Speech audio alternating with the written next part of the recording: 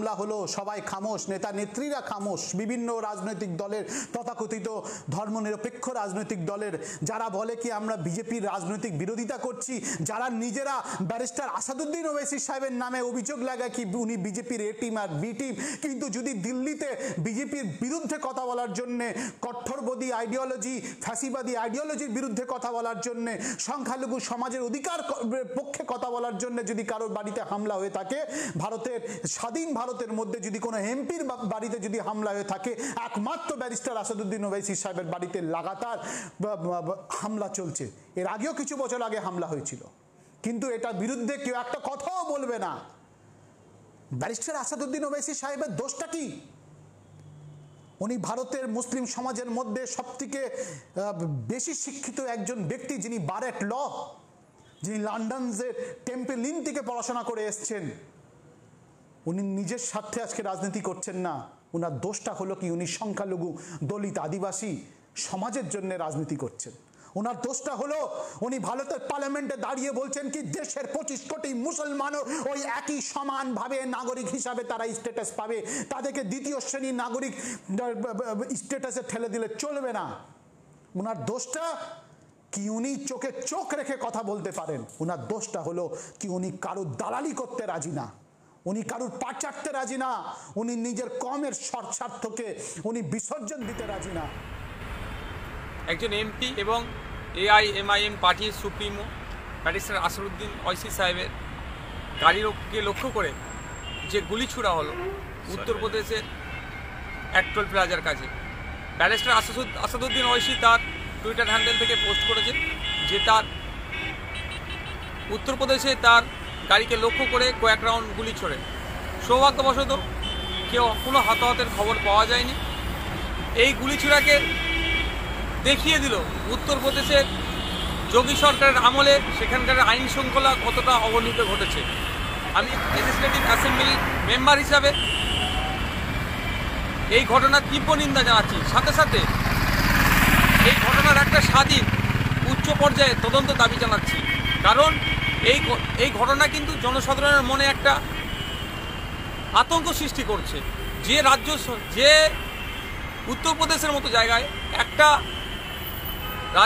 লোকসভার এমপি সুরক্ষিত নয়, তার গাড়িকে লক্ষ্য করে গুলি ছোড়া হচ্ছে, এটা অ্যাকচুয়ালি কী প্রমাণ করতে চাইছে?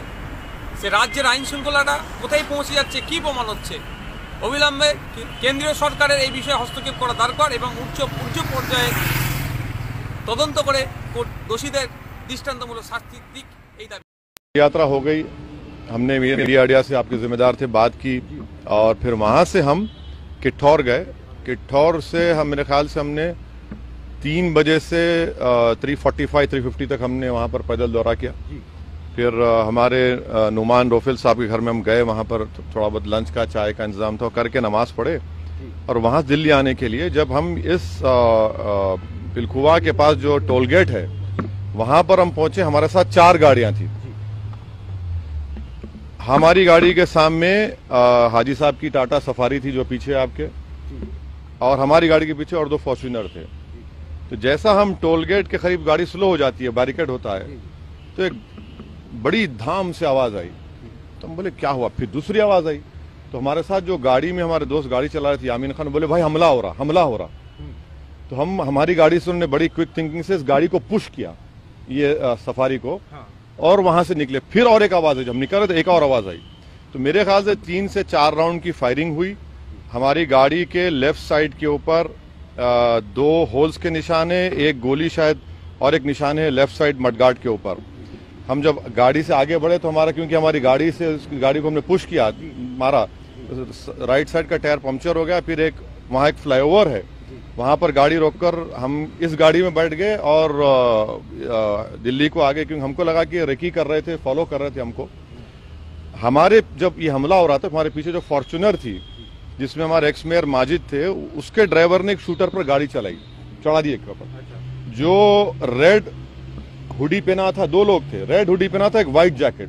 तो जो रेड हुडी पहना हुआ था उसके ऊपर गाड़ी चलाई, उसके पैर पर चलाई, वो गिरा। तो जो व्हाइट जैकेट पहना था वो उल्टा उन 2 फॉर्च्यूनर पर गोली चलाया। तो अब हमारी थोड़ी देर पहले एडिशनल एसपी वहां से जो है जिम्मेदार, उनसे बात की, उन्होंने कहा कि हाँ सर, आर्म्स जो इस्तेमाल है वो भी मिला, हथियार भी मिला और एक शूटर पकड़ा भी गया। तो हमारी इलेक्शन कमीशन ऑफ इंडिया से ये गुजारिश है कि इसकी इंडिपेंडेंट जांच करवाई जाए और ये कौन है लोग, किसका दिमाग है इसके पीछे और आखिर क्यों ये हमला हुआ, किसने ये कॉन्स्पिरेसी की, ये जानना बेहद जरूरी है। और सुनिए, और हम स्टेट गवर्नमेंट और मोदी गवर्नमेंट दोनों से ये कह रहे हैं कि ये इनकी जिम्मेदारी है कि वो इंडिपेंडेंट जांच करवाएं और इसके पीछे दिमाग किसका है। आखिर ऐसे कैसे हो सकता है कि टोल गेट के ऊपर ये लोग 4-4 राउंड फायरिंग एक सिटिंग एमपी के ऊपर करते हैं। हम तो अल्हम्दुलिल्लाह कुछ नहीं हुआ, हमको खैरियत से हैं, मगर अल्लाह बचाना जब चाहता है तो कोई कुछ नहीं कर सकता। मगर आज ये हुआ है, अभी देखिए हम तो क्या उम्मीद करते हैं कि आपको क्या लगता है कौन हो सकते हैं आखिर? नहीं, मुझे देखिए हमको कई बार लोग धमकी देते हैं, कई बार बहुत सी बातें करते हैं। प्रयागराज में जो धर्म संसद हुआ वहां पर भी हम पर काफी गालियां दी गई और फिर हमारे घर पर अभी हम कई मर्तबा हमला हुआ। तो अब ये सरकार का काम है कि इंडिपेंडेंट जांच करवाएं और इसका सही तरीके इनको पकड़ा जाए।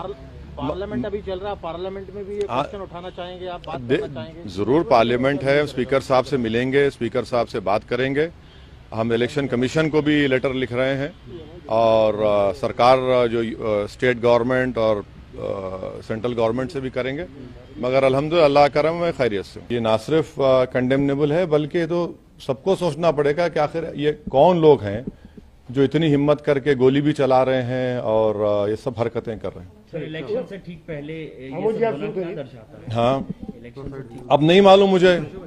अगर ये लोग, ये मारने वाले अगर ये समझ रहे हैं कि हम पीछे हट जाएंगे, हम डर जाएंगे, हम शुरू दिन से कह रहे हैं कि जब तक हमको अल्लाह जिंदा रखेगा हम जिंदा रहेंगे, जिस दिन हमारा वक्त आएगा हम चले जाएंगे।